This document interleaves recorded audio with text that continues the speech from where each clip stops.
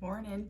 It's another early one and it's Thanksgiving today. Happy Thanksgiving. You're supposed to say Happy Thanksgiving back. Happy Thanksgiving back. What movie is that from? Anyway, it is early in the morning. I'm finishing up some baking that I have to do for today. I'm making bread pudding, but not just any bread pudding. Croissant bread pudding. The recipe that I'm using, I will link down below in the description. I am tweaking it just a little bit, not too much. I'm just adding some extra spices, but it's a pretty easy, basic recipe. You can really play with it if you want to, but I'm not gonna go too crazy with it. So I've got a bunch of these croissants, and because they are not hard, stale, they are still squishy and, excuse my language, moist and fresh. So I want to dry these out a bit. My oven is preheated to 300 degrees Fahrenheit. I'm gonna chop these up into little bite-sized pieces. I'm gonna throw them in the oven for like 15-20 minutes so that they get dried out and crunchy. That way they can absorb a lot of that liquid that I'm gonna put in there, and it's gonna be delicious. So let's get to it.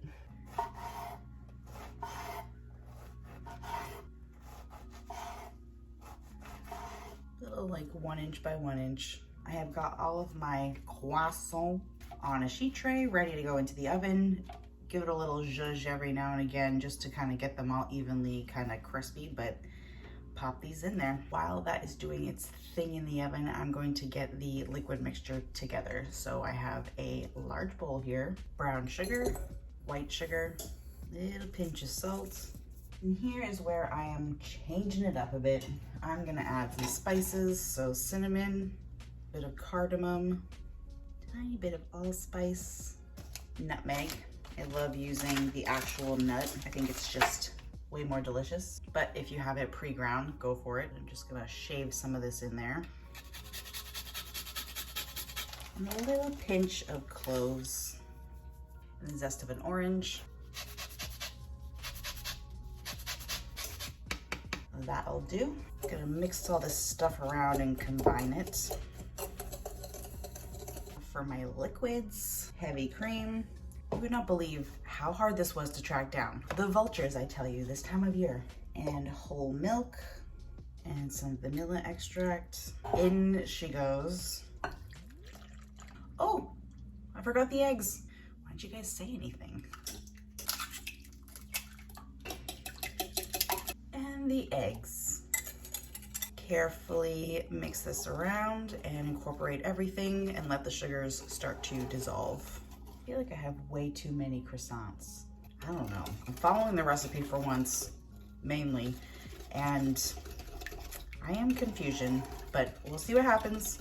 Liquid done. Now I'm gonna get my pan ready. Grease this thing up, clean hands. You can obviously spray this with some nonstick spray, but like, it's the holidays, man. And I want butter. So make sure all of the nooks and crannies are buttered.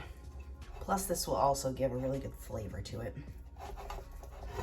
Now time for my croissant. I don't know why I keep on saying it like that. Like, just tell me to stop. But these are nice and crunchy. Ready to absorb all of that liquid. This is just like a 9x13. In they go. I feel like no one will notice if, you know, one's missing. Oh my God, I love croissants. If you wanted to add stuff in here, like chocolates or nuts or dried fruit, whatever, now would be the time to kind of nestle them in here. Give my liquid one last stir around. And in she goes. It's gonna look like it's too much, but it's not. This will all get absorbed. You want all of this to be submerged in the liquid. I'm gonna push this down so it all gets in there. Oh, this is gonna be good. Oh, it smells insane right now. There is like a vanilla sauce that's also incorporated in this recipe to pour over it at the end, but I'm not gonna make that. I'm actually just gonna use some ice cream with this. Going to cover this with some foil, good and tight. And I'm gonna pop this in the fridge for like an hour or so. I want all those flavors to just seep into that croissant and it's gonna just become puffier. The liquid is going to definitely go down as it absorbs, but this is where the magic happens, in the fridge. Pop this baby in there and we'll see it a little later. My oven is preheating to 350 Fahrenheit. These are plump and juicy. This is going into my preheated oven for like 40 to 50 minutes. You know your oven, see how it goes. But this is going into the oven uncovered. Actually, you know, it wouldn't be one of my desserts if it didn't have any flaky salt. So I'm going to just sprinkle some over the top. Really light layer. You don't want this crazy, but it's gonna add so much flavor and a crunch. If you don't put salt on your desserts, you have not been living. I'm telling you, try it. In she goes.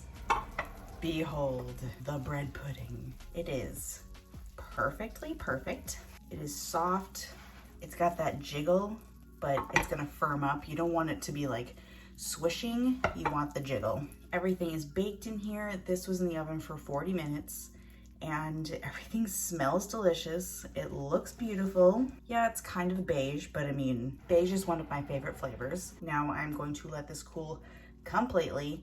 We'll be eating this later on anyway, but if you were just making this for making it dessert, let it cool a lot. If you dig into this now, I feel like it's all just gonna be like, not good. So just let it firm up a little bit, let it come together, and then you can just dig in. I have some other stuff to make, so I wanted to get this out of the way early. That way it can chill, and then when we want to eat it later, I'm gonna shove it back in the oven to warm it back through. I'll update you later and let you know how it goes. I am home now. It is much later. I am so tired and so full. The bread pudding went over very well. It was so good, but they were all making fun of me because I didn't make the sauce that went with it. But I had my ice cream, so like I feel like I didn't need the sauce, but apparently it needed the sauce. So when you make the bread pudding, consider making the sauce. But it was delicious without it. It was good. I hope you had a great Thanksgiving if you celebrate, and if you don't, I hope you had a great day. You should really make this bread pudding. It is delicious. And I'll catch ya in the next one. Bye.